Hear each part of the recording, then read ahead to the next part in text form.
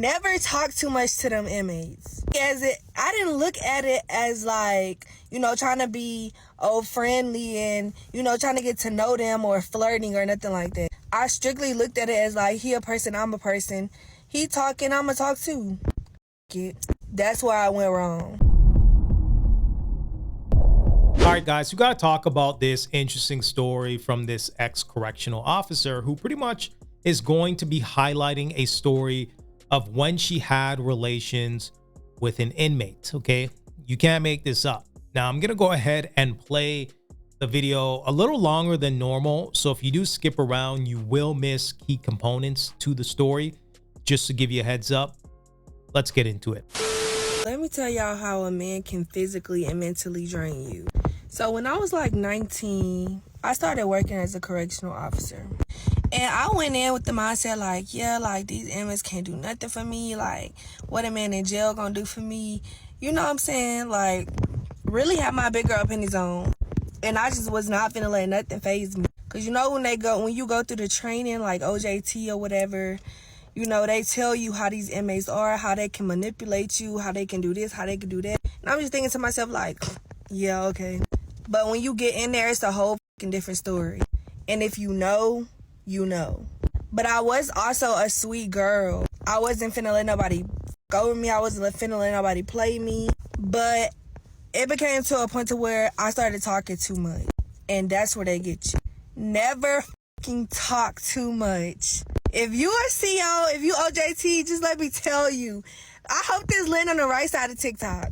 Never talk too much to them inmates. I didn't look at it as like, trying to be friendly and, trying to get to know them or flirting or nothing like that. I strictly looked at it as like, he a person, I'm a person. He talking, I'ma talk too. That's where I went wrong. I should have just stayed strict. I should have just stayed being a and I would have never got myself into that shit.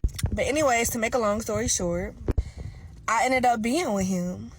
We talked, like when he was in jail, we would talk or whatever, blah, blah, blah. Really? Is this what we're doing? This is your tax dollars hard at work. I'm just saying, come on. You're really falling for Ray Ray and Pookie in jail. Now, I get it. You were 19 years of age. We all make mistakes, but come on. You were in the capacity of your job, okay? You were on the clock. Pretty sure you went through some sort of training, and you can't cry ignorance when it comes to your employer or the law, okay? If you knew better, you should do better. And then he snuck me. Now that I'm talking about this, I'm just very ashamed of myself. But I'm here being very transparent. Leave all them negative comments in the motherfucking past. And if you guys have something fucking to say, keep fucking scrolling. So, like, I was in the picket or whatever, and he was outside the picket. So, he started, like, signaling his mom number to me or whatever to reach him when he got out. So, blah, blah, blah, blah. He ended up getting switched to another facility. I was that deep in with him that I really f***ed with him that I quit my job. I was making good f***ing money. If you know, you know. Fellas, ain't that crazy? Okay, we can't even get a salad from Olive Garden, but she's here quitting her job for Ray Ray and Pookie. Okay, women out here saying that they ain't going 50-50. I need a man making 6 figures, this, that, and the third. And these women out here doing the most for Ray Ray and Pookie. You can't make this up. You really can't. So when he transferred to another facility, I got in touch with his mom. His mom was like, okay, when he calls me, I'm going to throw you at a call and I'm going to let y'all talk. So when he called, she threw her at the call. We got on the phone and he was just like, hey, like, I missed you. How you been? Like, blah, blah, blah. Like, where you at? Like, what you doing now? Did you quit? You still working there? And I was like, no, I quit. I got me a little job somewhere else. So anyways, we chopped it up for a little bit. And he was like, okay, well, set your phone up to this facility. Since you don't work no more, you can set your phone up. I can start calling you. So I was like, that's a bit cool. So we figured all that shit out, whatever. So we started talking more and more, getting locked in more and more.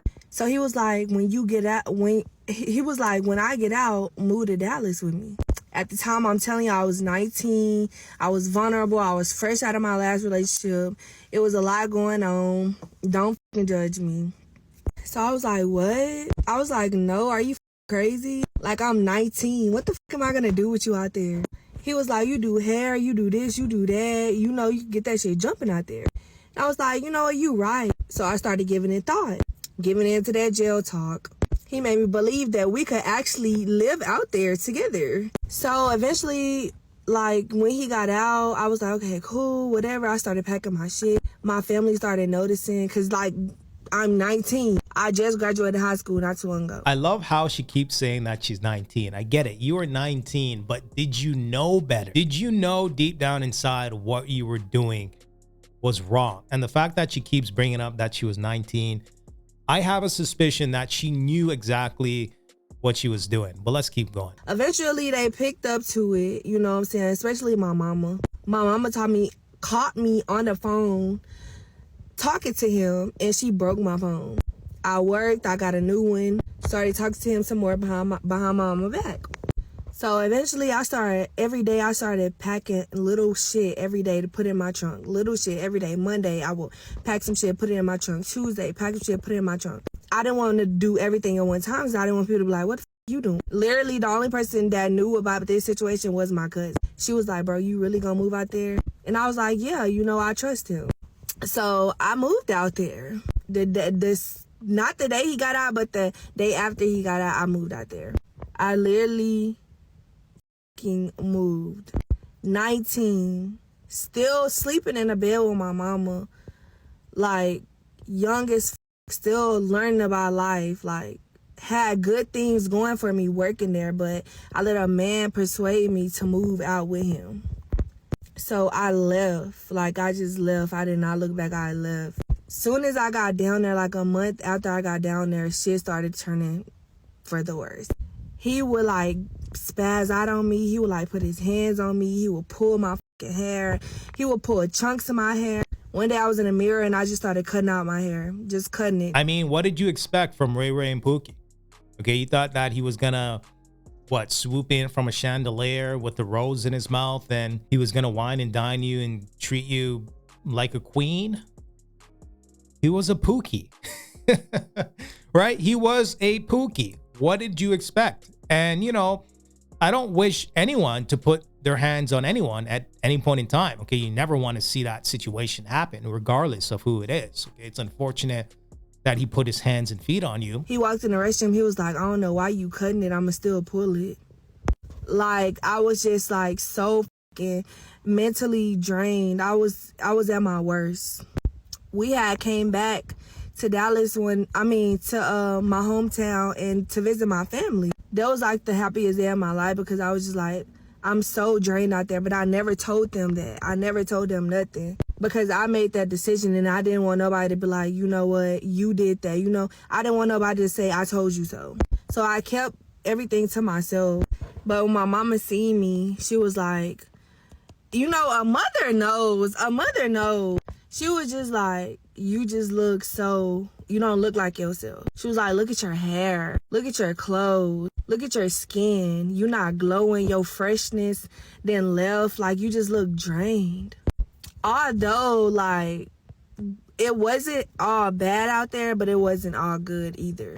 I had got into a shop, started working in a salon out there, started doing hair, started making money. But my relationship with him was so unstable that I had to quit that job. I was living with his mama. His mama kicked us out. We became homeless. We was living in my car. We didn't have no money to eat. I remember us going to McDonald's and we literally had to get one McDouble a piece. I started losing so much weight out there. I started smoking weed. Like, it was to the point of where I couldn't eat unless I smoked weed. I was literally not myself. And I'm so glad that I'm just not that person no more. So eventually, like, we went back to Dallas or whatever. He was a veteran, so he was able to get us in a hotel to where, like, we could live there for a couple of months till we got on our feet. So after we moved in the hotel, I was like, can we just go back this weekend to visit my family? I was really plotting my escape. I literally left all my shit behind. Like, I didn't care, because I didn't want him to be like, why you taking all your shit? It's truly fascinating what these modern women will do for a Ray Ray and Pookie. Okay, she quit her job. She left her family. You know, she's homeless with the guy. You know, the guy's putting hands and feet on her.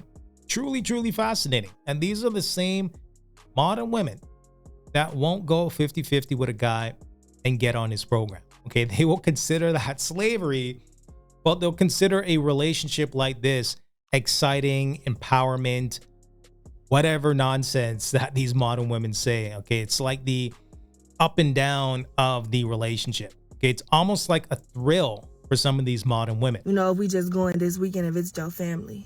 So I left everything. When we got down there, an episode had happened to where I told my mama, I was like, you know, I want to stay for a week. Can I stay here with y'all for a week? And then I'll go back to Dallas. She was like, you know, you're more than welcome to stay. So I was like, okay, well, can you explain that to so-and-so, my boyfriend at the time? So yeah, she was like, you can take the car, you can go back to Dallas, and then, you know, you can just pick her up like next week. He was not fucking having it. He said yes to my mama's face, but deep down I already knew that it was going to be a problem. So I walked outside and I was like, babe, you know, you okay with that? Like, is everything all good? And I was like, I'm going to ride with you to the store real quick. So we left and I got in a car with him, and, you know, we get to the store or whatever. But as we come back from the store, I'm like, you haven't said nothing. Like, are you good? Like, is you okay with me staying with my family for a week? Like, he just, like, spazzed out. He just spazzed out. I don't even remember a lot of shit that happened. I just remember, like, you know, us having to pull on the side of the road because we fighting physically, and he tripping, like, so hard. And I was just like, bro, if you keep tripping, I'm gonna run in these people's yard and I'm gonna call the police. I was just tired of him putting his hands on me. Like, I was just through with that shit. So I was like, I'm gonna call the police. You're gonna go back to jail. So he was like, you go in the people's yard, I swear to God, I'm gonna shoot them. So, like, I just get back in the car. I get back in the car. We get back in the yard. I'm just like, boo, crying. I'm like, Granny, he gonna shoot the people. He gonna shoot the people. He splurged off in my car. Like, literally, he splurged off in my car. Mom was like, call the police, call the police. He not just finna leave in her car like that, whatever. So they call the police. The police looking for him in my car. And, you know, he eventually hid somewhere and got away. His mama picked him up. He got away, whatever. I say all this to say that, y'all, don't fall for no bullshit. Keep your head on the swivel, because these men will literally mentally and physically drain you. Yeah, she's the victim in this situation. You can't make this up. You really can't. Okay, these are the same types of modern women that are choosing these Ray Ray and Pookies. Now, again, I understand she was 19 at the time, but women in their 20s, 30s, 40s, 50s, so on and so forth, are choosing these guys. Okay, we've seen it time and time again. These prison Ray Ray and Pookies are getting these types of modern women. Okay, they are whispering sweet nothings into their ears, and they're simply falling for the bait. Okay, these are the same types of modern women will scream at the mountaintops that they're not getting on a man's program. Okay, they don't want to go 50-50. A guy has to drive a Mercedes Benz and spend $500 on a first date. Okay, it's truly, truly fascinating. You can't make this stuff up. But let me know what you guys think in the comment section. Go ahead and provide me some feedback. And until next time.